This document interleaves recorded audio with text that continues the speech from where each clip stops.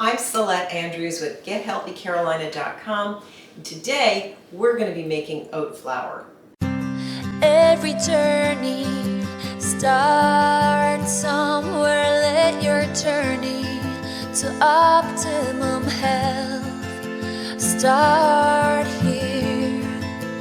Transform your health with the power of plants with Get Healthy Carolina. Whether or not you're experimenting with different kinds of flours to try to go gluten-free, or if you've just come across a recipe asking for oat flour and you think you need to run to the store and find some oat flour, actually you don't, as long as you have some oatmeal in your house, some rolled oats or some quick oats. Oats are so wonderful and they're so full of great fiber and just a great ingredient to have around, and also a great breakfast. Normally, I prefer the old-fashioned rolled oats. In fact, I even like to use the oat groats, which are even more intact whole oat berries, they're often called. It's the intact whole grain. These are actually, even though it says rolled oats on the front, they are a special kind of rolled oats that are rolled just a little bit finer. And the key here is that it says it cooks in 1 minute. That means these are actually what are sometimes called quick oats. And as you can see, they're processed a lot more finely than the old-fashioned rolled oats.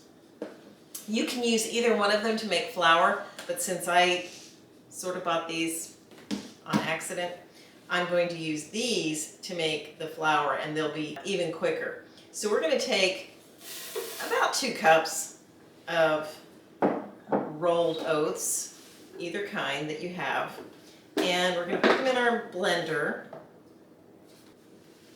and we're going to set it for just 10 seconds.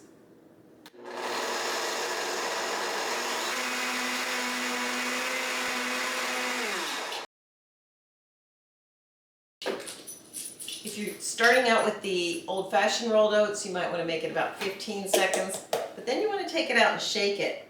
And I don't see any particles right now that look larger than flour.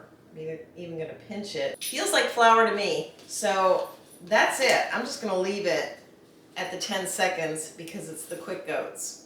But if you see any large particles, if you're starting with the old-fashioned rolled oats, you can start it for 15 seconds, and then if you see any whole pieces in there of rolled oat, you can go ahead and pulse it for another 5 seconds or so to get it turned into flour.